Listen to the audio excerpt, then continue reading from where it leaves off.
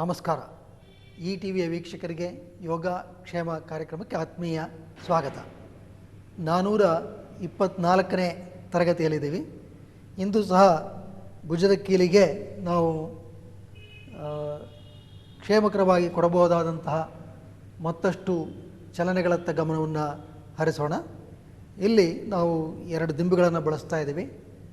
ಇದು ಭುಜದ ಕೀಲಿನ ಅಮೂಲ ಭಾಗ.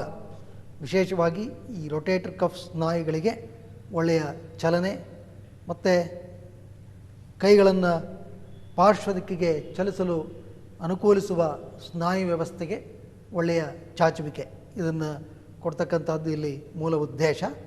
ಮೊದಲಿಗೆ ಮಂಡಿಯ ಮೇಲೆ ಕೂತ್ಕೊಳ್ಳಿ. 2 ಹಸ್ತವನ್ನು ಕೆಳಕ್ಕೆ ಒತ್ತಬೇಕು. ಈಗ ಬಲಹಸ್ತವನ್ನು ಬಲಗಡೆ ಇರತಕ್ಕಂತಹ ದಿಂಬಿನ ಮೇಲೆ ಒತ್ತಿ ವಿರಮಿಸಿ. ಈಗ ನಿಧಾನವಾಗಿ ಎಡಗೈಯನ್ನು ಬಾಗಿಸಿ, ಬಲಗೈ ನೇರ ಇರಬೇಕು. ಕತ್ತನ್ನು ಎಡಬದಿಗೆ ತಿರುಗಿಸಿ. ಹೇಗೆ ಅಂತ ಹೇಳಿದ್ರೆ ಈ ಭಾಗ ಇಲ್ಲಿ ತಾವು ಗಮನಿಸಬೇಕು. ಇದು ಒಳ್ಳೆಯ ಚಾಚುವಿಕೆಯನ್ನು ಪಡ್ಕೊಳ್ಳುತ್ತೆ. The shoulder joint, the glenohumeral joint gets a very good stretch. ಇಲ್ಲಿ ಈ ಎತ್ತರ ನಾವು ಸಮರ್ಪಕವಾಗಿ ಅಳವಡಿಸ್ಕೋಬೇಕು. You have to arrange the height appropriately. ಆಗ ಇದು ಈ ಭುಜದ ಕೀಲಿಗೆ ಒಳ್ಳೆಯ ಚಲನೆ ಕೊಡುತ್ತೆ ಮತ್ತು ತೋಳಿನ ಸ್ನಾಯುಗಳ ಚಾಚುವಿಕೆ ಲಭ್ಯ ಆಗುತ್ತೆ. ಭಾಳ ಸುಲಭವಾಗಿ ಇದನ್ನು ಪ್ರತಿಯೊಬ್ಬರು ಮಾಡಬಹುದು. ಭುಜದ ಕೀಲಿಗೆ, ತೋಳುಗಳಿಗೆ ಒಳ್ಳೆಯ ಒಂದು ಚಲನೆ. ಈ ನಿಧಾನವಾಗಿ ಮೇಲೆ ಕೇಳಿ, ಬಲಗೈಯನ್ನು ಕೆಳಕ್ಕೆ ತೆಗೆದುಕೊಳ್ಳಿ. ಎಡಬದಿಯಲ್ಲೂ ಸಹ ಇದನ್ನು ಮಾಡಬೇಕು. ಎಡಗೈಯನ್ನು ಎಡಬದಿಯಲ್ಲಿರ್ತಕ್ಕಂತಹ ದಿಂಬಿನ ಮೇಲೆ ಒತ್ತಬೇಕಿಲ್ಲಿ. ಕೈ ನೇರ ಮಾಡಬೇಕು. ಈಗ ಉಸಿರನ್ನು ಬಿಡುತ್ತಾ ಬಲಗೈಯನ್ನು ಬಾಗಿಸಿ, ಎಡತೋಳು ಸಾಧ್ಯವಾದಷ್ಟು ಕೆಳಕ್ಕೆ ಹೋಗಬೇಕು. You should take it down. ಯಾವುದೇ ಕಾರಣಕ್ಕೆ ಎಡಗೈ ಮಡಚಬಾರ್ದು. ಎಡಗೈ ನೇರ ಆಗಬೇಕು. ನಾವು ಸುಮ್ಮನೆ ಏಕಾಏಕಿ ಸುಮ್ಮನೆ ಕೆಳಗಡೆ ಹೋಗೋದು ಮುಖ್ಯ ಅಲ್ಲ. ಈ ಕೈಯನ್ನು ನೇರ ಮಾಡ್ತಾ ಇರ್ತಕ್ಕಂಥದ್ದು ಬಹಳ ಮುಖ್ಯ. ಇದು ಇಡೀ ಈ ಭುಜದ ಕೀಲಿನ ಮೂಲ ಭಾಗದಲ್ಲಿರ್ತಕ್ಕಂತಹ ವ್ಯವಸ್ಥೆಗೆ ಒಳ್ಳೆಯ ಚಾಚುವಿಕೆಯನ್ನು ಕೊಡುತ್ತೆ. ಮತ್ತು ಭುಜದ ಕೀಲು ಮತ್ತು ದೇಹದ ಮೇಲ್ಭಾಗ, ಎದೆ, ಬೆನ್ನು, ಇವುಗಳಿಗೆ ಸಂಬಂಧಿಸಿದ ಇತರೆ ಸ್ನಾಯು ವ್ಯವಸ್ಥೆಗಳನ್ನು ಸಹ ಇದು ಸಚೇತನಗೊಳಿಸುತ್ತೆ.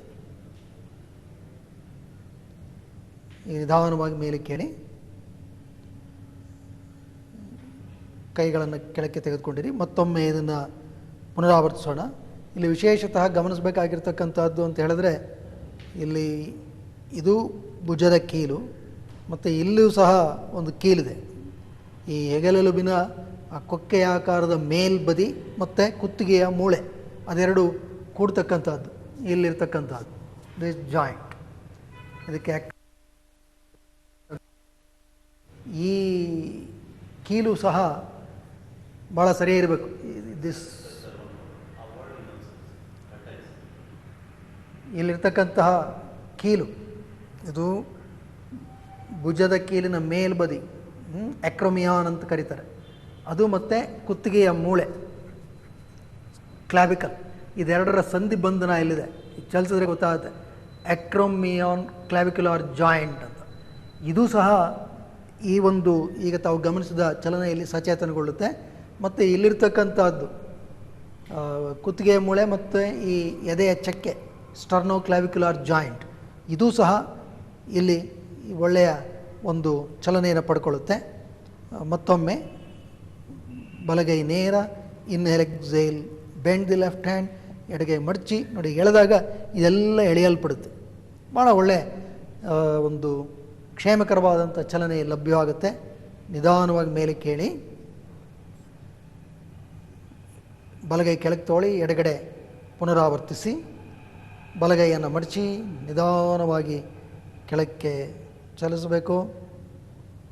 ಹಾಗೆ ಈ ಇಡೀ ವ್ಯವಸ್ಥೆ ಸರಿಯಾದ ರೀತಿಯಲ್ಲಿ ಕೆಲಸ ಮಾಡಿದ್ರೇ ನಮಗೆ ಈ ಭುಜದ ಕೀಲಿನ ಒಟ್ಟಾರೆ ಚಲನೆ ಚೆನ್ನಾಗಿ ನಡೆಯುತ್ತೆ. ನಿಧಾನವಾಗಿ ಮೇಲೆ ಕೇಳಿ ಸ್ವಸ್ತಿಕಾಸನದಲ್ಲಿ ನೇರವಾಗಿ ಕುಳಿತುಕೊಳ್ಳಿ.